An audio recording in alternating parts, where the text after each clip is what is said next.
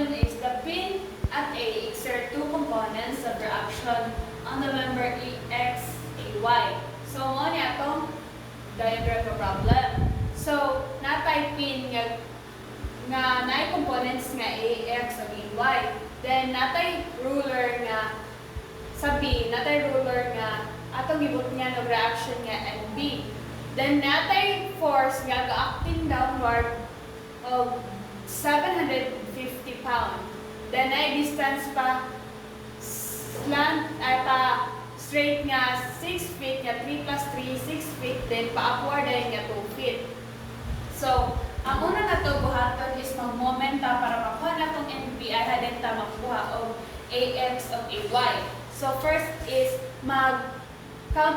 counterclockwise is positive summation of MA moment A equals 0. So, first is NB cos 30 of 6 feet. So, ang NB cos 30 is ang NB, ang B na to is may angle na 30. So, magkuha ta og cos og sine. So, first is ang cos.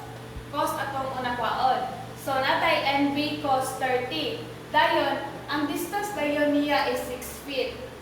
3 plus 3 equals 6 feet. Dayon, next is kwaon na to ang sine. So, ang sine is negative siya kay pa clockwise siya. So, natay NB sine 30, dayon ilang distance dayon pa upward is 2 feet. Then next is pa downward dayon nga pa clockwise dayon nga 750 nga pound. So, natay negative 750 nga pound. Dayon, distance dayon niya nga 3 feet pa lang sa A equals 0. So, ato dayon na siyang i-compute. So, makakuha dayon tag NP nato is equals to 536.2 pound. So, next dayon is magkuha dayon ta sa summation of Fx para makuha nato ang Ax. So, ang right nga force is positive.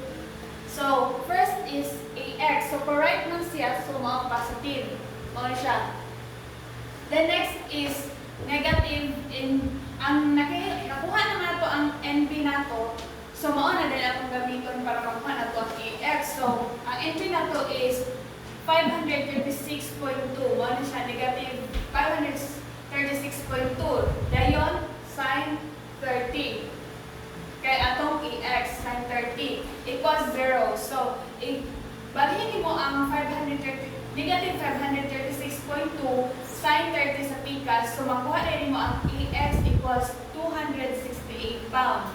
Then, next dayon is ang paitaw na to is ang Ay.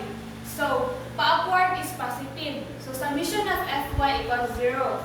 So, ang Ay na to is pa-upward na siya. So, mag-positive ta. The next is, pagkuha din ka sa Y na to is, so ang NP na to is 536.2. I-copy na to siya, kaya na naman tayo value sa NP. Dayon, ang Y din na to is cos 30. Mga din na siya. Cos 30. Minus, kaya na man tayo pa-downward ka force nga 750. So, atong negative ni siya kapag downward. So, 750 pound equals 0. So, i-compute nimo ni siya, ibalhin nimo ni 536.2 cos 30 minus 750 pound sa pikas para mapadali nimo dayon.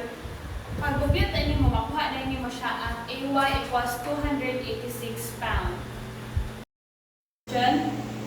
So, why is it dira dapit sa 6 feet? Kano 6 feet? Kano wala niyong gi-include ang 2 feet? So, ang imong pangutana is nganong 6 feet ni diri, nganong wala ni-apil ang 2 feet. So, sa cos na to is pa mo na ang x-axis. So, pag padung dito, ang ato makuha lang na distance is 3 plus 3 equals 6 ni siya, pa cos. Dayon, kay kaning 2, ang sine, ang y ni mo pa, upward man siya, maong 2